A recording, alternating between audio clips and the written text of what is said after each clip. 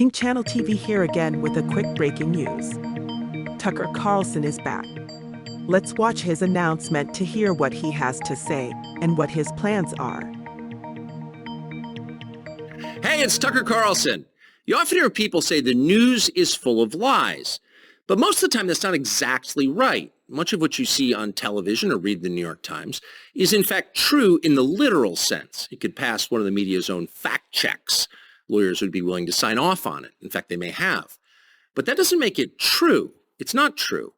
At the most basic level, the news you consume is a lie of the stealthiest and most insidious kind. Facts have been withheld on purpose, along with proportion and perspective. You are being manipulated. How does that work? Let's see. If I tell you that a man has been unjustly arrested for armed robbery, that is not, strictly speaking, a lie. He may have been framed. At this point, there's been no trial, so no one can really say.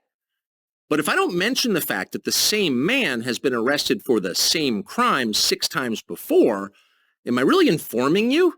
No, I'm not. I'm misleading you. And that's what the news media are doing in every story that matters, every day of the week, every week of the year. What's it like to work in a system like that? After more than 30 years in the middle of it, we could tell you stories. The best you can hope for in the news business at this point is the freedom to tell the fullest truth that you can. But there are always limits. And you know that if you bump up against those limits often enough, you will be fired for it. That's not a guess, it's guaranteed. Every person who works in English language media understands that. The rule of what you can't say defines everything. It's filthy, really, and it's utterly corrupting. You can't have a free society if people aren't allowed to say what they think is true. Speech is the fundamental prerequisite for democracy. That's why it's enshrined in the first of our constitutional amendments. Amazingly, as of tonight, there aren't many platforms left that allow free speech. The last big one remaining in the world, the only one, is Twitter, where we are now.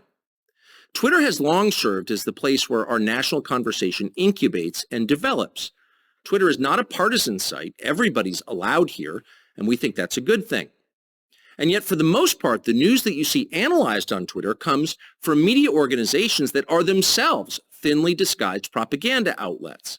You see it on cable news, you talk about it on Twitter. The result may feel like a debate, but actually the gatekeepers are still in charge. We think that's a bad system. We know exactly how it works, and we're sick of it. Starting soon, we'll be bringing a new version of the show we've been doing for the last 6.5 years to Twitter. We'll be bringing some other things too, which we'll tell you about. But for now, we're just grateful to be here.